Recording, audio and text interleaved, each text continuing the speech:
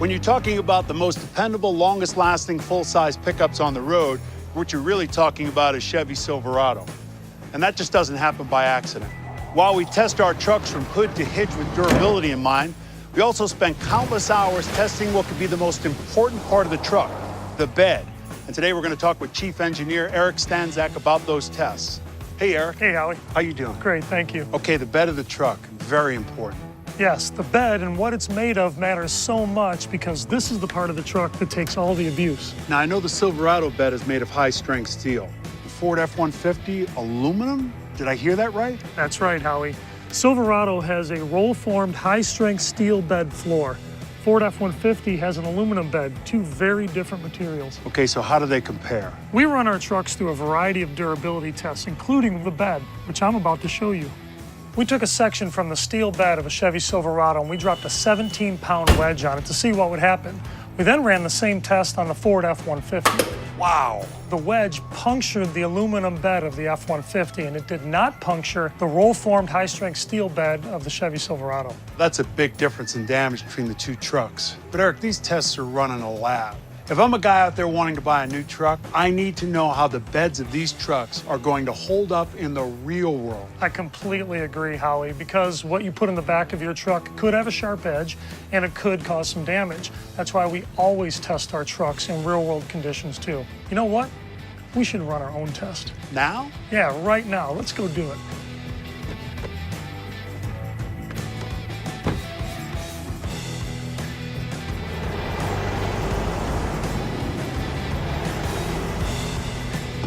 Now we have 2 loads of landscape bricks, the kind of thing that you'd see on a construction site. Now we're gonna take both of these loads and we're gonna drop them into the bed of both pickups at the same time, and we're gonna see what happens. If there's a weakness in either one of these beds, this will find it. You bet. Why don't we drop the tailgates? Got it. Now, there's no bed liners on either one of these trucks, right? That's right. What we're testing here is high-strength roll-formed steel bed versus an aluminum bed. Let's do it. Okay. Wow!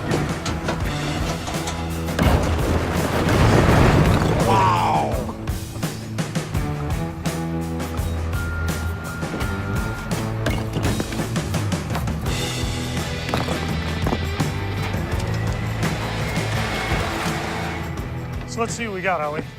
Now, it's the type of load we dropped in here. You'd expect to see some scratches, dents, and dings like you see here in the bed of the Silverado. Yeah, it looks like me, a little bit banged up, but still good. I'll be interested to see what happens over there with the Ford. Let's go have a look. Oh, boy. That's a big hole. That is an impact fracture. 1, 2, 3, 4, 5 cracks. Well, that's a hole. 4 cracks, that's a hole. I can see all the way through to the ground. That's a problem. Based on the test that we ran today, it's clear that the roll-formed high-strength steel bed of the Silverado is tougher than the aluminum bed of the Ford F-150. If you've got to take time to repair or replace the bed of your truck, that's time without your truck. And what if these holes in your bed end up causing damage to cargo equipment that you're hauling? You know, something else we discovered when we ran this test is it doesn't take a huge load to put damage into this bed.